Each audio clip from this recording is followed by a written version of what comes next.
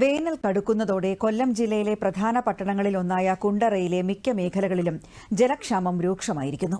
കിണറുകളിൽ മലിനജലവും പൈപ്പുകളിൽ വെള്ളമില്ലാത്ത അവസ്ഥയും കാരണം തീരാ ദുരിതത്തിലായിരിക്കുകയാണ് പ്രദേശവാസികൾ. റിപ്പോർട്ട് കാണാം. വേനൽ ശക്തമായതോടെ കുണ്ടറ നിവാസികൾ ജലക്ഷാമം മൂലം ദുരിതം നേരിടുകയാണ്. ഈ വർഷം ജനുവരി ആദ്യ ആഴ്ചയിൽ തന്നെ പ്രതിസന്ധി ആരംഭിച്ചിരുന്നുവെന്നാണ് പ്രദേശവാസികൾ പറയുന്നത്.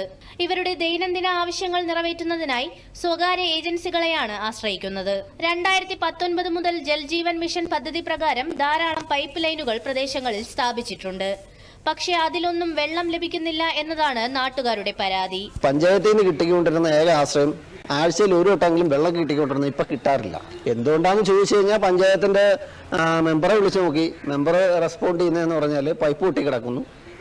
വാട്ടർ അതോറിറ്റി വിളിച്ചാൽ അവർ പറയും അവിടെ കംപ്ലൈൻ്റ് ഉണ്ടായി ചെയ്തുകൊണ്ടിരിക്കുകയാണ്. പിന്നെ ആ ആഴ്ചത്തെ ടേൺ അങ്ങ് പോയി. അപ്പോൾ പറയും ഈ ആഴ്ചത്തെ ടേൺ ഇവിടത്തേക്കല്ല, അടുത്ത ടേൺ വേറൊരിടത്തേക്കാണ്, നിങ്ങൾക്ക് ഇനി അടുത്ത ടേണിലേ തരാൻ പറ്റൂ. ഇതിപ്പോൾ 2-3 ആഴ്ചയായി ഇങ്ങോട്ട് വെള്ളം കിട്ടിയിട്ട് ആകെ ബുദ്ധിമുട്ടിലാണ്. ഞാനൊരു ചെറുപ്പക്കാരനാണ്, ഞാൻ പോയി ഒരു 1-2 കുടം വെള്ളം എടുക്കാൻ നിൽക്കാം. പക്ഷെ ഇത് കണക്ക് പ്രായമായ അമ്മമാരെന്ത് ചെയ്യും?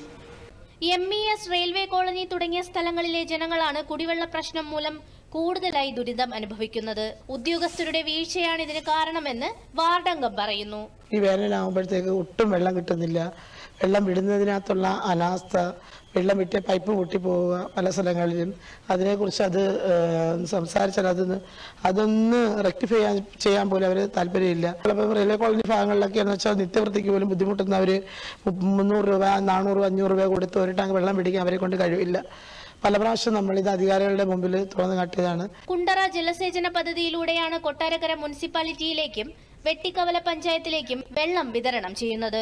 എന്നാൽ കുണ്ടറയിലുള്ളവർക്ക് വെള്ളം ലഭിക്കുന്നില്ല എന്നതാണ് വിരോധാഭാസം. News desk, Doordarshan.